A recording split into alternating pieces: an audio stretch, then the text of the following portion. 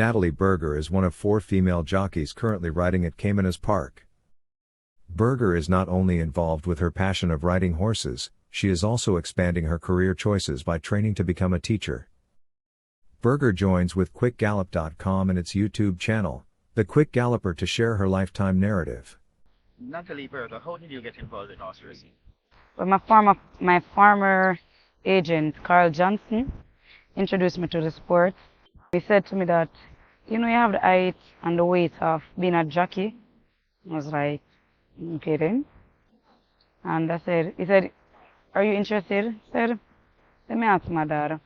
I asked my dad, did not get a straight answer because they will oppose to it. So I was like, all right. So that one day we went to the market and we saw Carl Johnson. And he asked my dad. My dad said, well, it's up to she. Then get us. So yes, I'm interested. I want to go.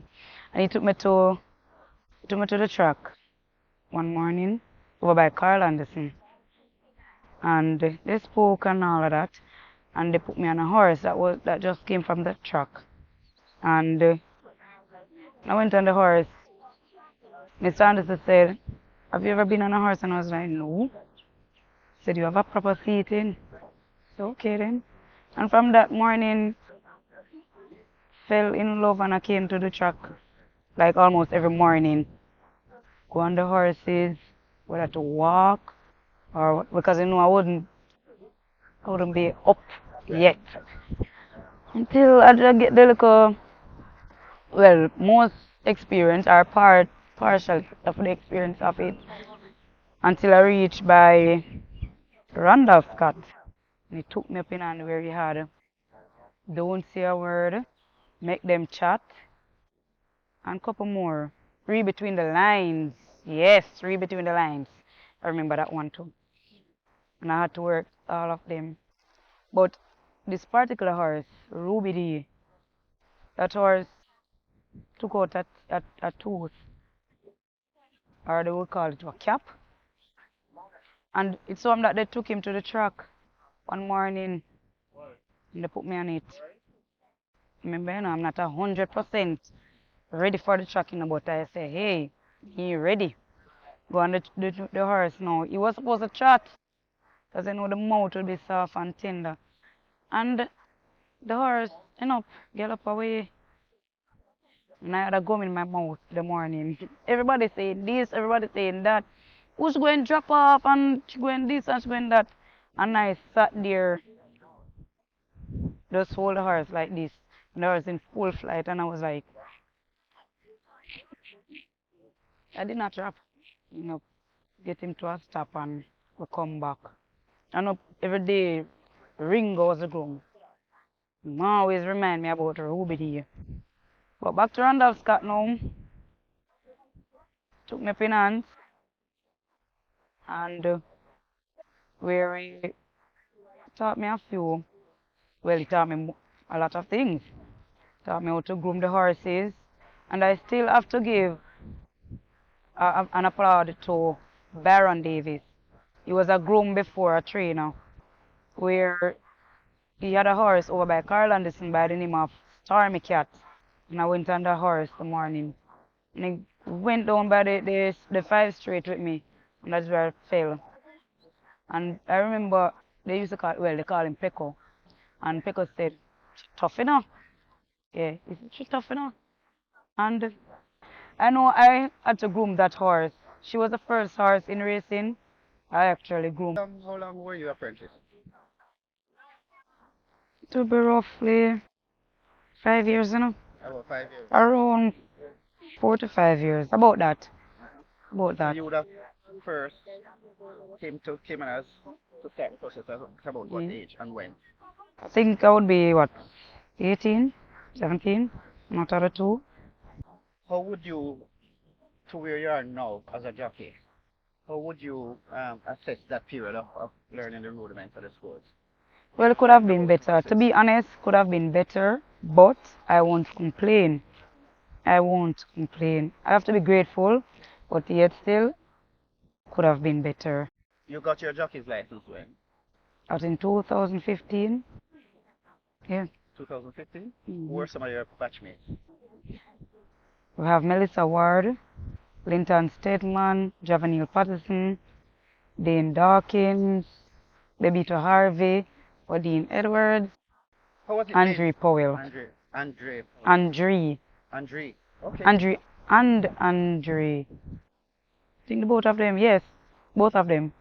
How has it been so far?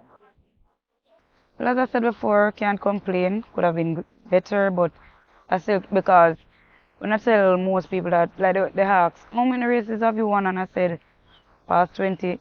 Really? I thought it was less than that. I was like, no. Why would they thought it's less than that? Like, time flies. So, it's more than that. But it could have been better. Any idea why it was not? I was saying at first that I'll get more rides than that. But from day one, my weight has been an issue to most trainers, while to some it's no issue. And why I say no issue to some, I can actually say Paul Hilton, I've won 6 races for that man, for that trainer, sorry. And Berlin, I've won 5 races on Berlin. And most of the time, Berlin weight would have been like 54, 55. I remember at one point it was 57. No, but it would have taken off 3. So it would have been 54, but you know, I'm light. And he never complained. At no point in time, Paul Hilton complained. No. Where he's supposed to find that weight, he will. He will. So And Natalie, you are saying that if you get more support from trainers, you think you would have reached further than where you are right now. yeah, and sometimes I have to put the blame on myself as well. Okay, I'm just put the blame on the trainers, you understand? We have to take blames, and I guess that is what most jockeys don't do. To me, I don't know about anybody else, but to me, Australian jockeys don't really take blame. You understand? They will either blame the horse, blame the trainer, but you have to look and think. You have to blame who is supposed to be blamed. If it's you, the jockey, then take the blame. If it's a trainer, trainer. If it's a horse, horse and trainer. But to me, I get rides where I see where I could have won the race, and I don't know what happened, but I just did not win the race. But I tried to make my mistake. I tried to correct my mistakes. Most of the times or all the times, I try my best. Correct. Hey, I could have done that, or I shouldn't have done that. That was too early. Yeah, things like that. And I'm going to watch my races and say, all right, could have done that. And my biggest supporter, which is my other half, most time I'll get upset because of always should I do that and but when I calm down and I look and say, say it's true. But deep down no, I know it's true. But I wish not to let him know that him did right. Can't let him know I'm right. But deep down I know that yes, he's speaking the truth. Even the same Randall Scott is the same thing. Not a lady tired, not a lady this, not sometimes I'm just tired. Sure. But you take the criticisms well Yes, I do. because it's in your best interest. Yeah. I remember Philip Elliott one day. I was last in a race and he was like, see a change, just stick to the left. Yeah man. Someone but if you keep it like a minute longer, yeah. Yeah they are back but me I watch you. I felt good and I felt you understand? Because I'm saying like we take the we have to. We have to or will we learn, you get what I'm saying? That is how we learn from critics and from your mistakes. On that point, Natalie, do you pick the brain of some of the more senior riders around just to, find things that you can, adapt to make you a better rider? Yeah, I normally watch like not necessarily the big riders. Because even some months a year I watch her and I was like, well she get the horses going. How? How does she get the horses going? You understand? Am I too short? Whatever. But I will never criticize. I don't criticize jockeys. But I try my best to watch like each and every jockeys that's doing well. And say, alright, I can try and do that. And if I do that, maybe I can be, you know, I can accomplish something. Like I watch Dane Nelson. I like his style of riding. I'm just getting it. Might not be a Dane Nelson right now, but you know, can try and adapt some of his styles. Even the same parchment, which I beat several times in race. Winston Griffiths, Fana. I adapt that style from Winston Griffiths. When I'm riding Berlin, Berlin is not a horse where I love the whole excessive riding. No, it's just like a gentle and you know the fun. And I get that style from Fana Griffiths. Yes, I can say that. I am proud to say that. Yeah. I know you're engaged in tertiary Yes. schooling now. You want to tell us a little bit about that? What is the mindset? Why, when you have a full-time job as a jockey? Alright. I always wanted to become a teacher. So I took this opportunity now to say, alright, let me go back to school. So I'm currently at school where I study early childhood, which is teaching. So I'm doing good enough right now. A bit challenging at times, just like race horse. You have challenging moments, but it's not bad. The schoolwork is a bit challenging, as I said. I try to keep my head as high as possible, and determination is always my key. You find it? Do you think you're finding the right balance with that aspect and the riding? Alright, when it just started off, I could have actually came here in the early morning, like usual, and then attend to school because school starts 7 o'clock. You know, they have to train you in case they get to work. So school starts at 7, and I get up and come here to 5, work at least like 2 hours, and then go. But you know, some trainers, if they don't see you, they can't get the ride. But you have a few, well, I will get rides now and then. My last winning ride, Freedom of Edge. And they kept saying, you're not here, but I rode that horse like, I am still here, fit as fiddle. So, it's just a mind. But to balance it, here, no one, off, can go, can work with. Look away, yeah, can work with. Because I get the rides now and then, but, you know, it might not be the best, but I try my best to make it work. Because if it's a non-train ride, in my mind, it's trying. You understand? And you just have to make the best of it. And if you have anything to catch up on, try it on it. What was your first winner? My first winner was aboard Princess Emmanuel, trained by Peter McMaster.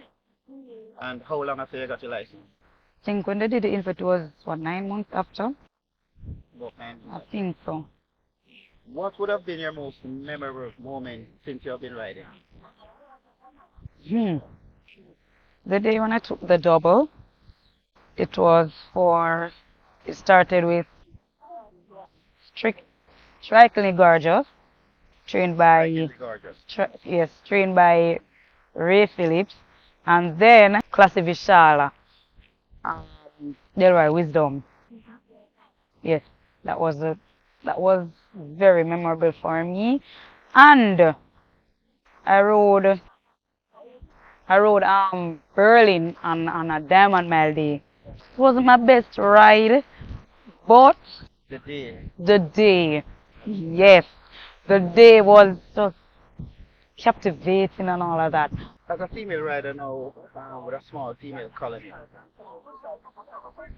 what is the relationship or the co-relationship between you and the other guy? They don't treat us anyway, no? No. At first I thought that it would be hard on us. Because, well, it's a Shane Ellis. He teach you a lot, you know. And why I said that, I remember I just started riding, and both of us in a race. And that guy pinned me down on the rail. I said, break up! And I don't remember what my response was to him. You know, I would not be here, we have to give him tough chat, say, I'm not afraid of you. No. But he taught me a lot. I have to thank him for that. Not only him, I can tell you, like, the same Paul Francis there. At workouts, it will like you would say, Natalie, that's not how you sit on earth. Do this and do that and whatever. Yeah. You have a few that will teach and you have a few that tell what you want to do. But differently, they don't treat us any way. You understand? They treat us just like, yes, with respect. We treat them with respect, they treat us with respect. In going forward, what would you like to achieve? I would like to achieve more winners. Honestly, achieve more winners.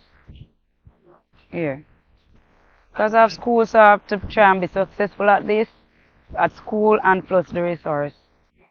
And in your estimation, for the time that you have been here, who do you think is the best horse you have recently? She's a monitor. I hear I say that. That is a simple looking horse, you know. When you see her in the morning, you would never believe it's she.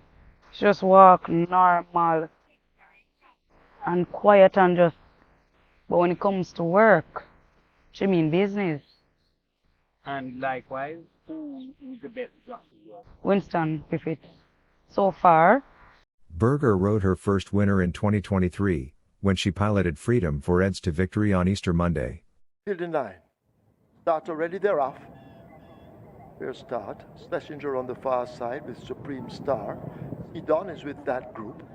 Nearest to us, Freedom for Eds in the orange now makes the running as they charge away now toward the final furlong and a half. Freedom for Eds out in front and are running fast. On the far side, Schlesinger. Supreme Star now asked to get going.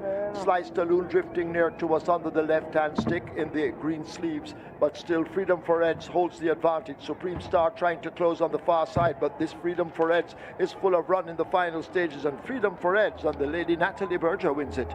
Close between Slice Talloon, Supreme Star, then Schlesinger.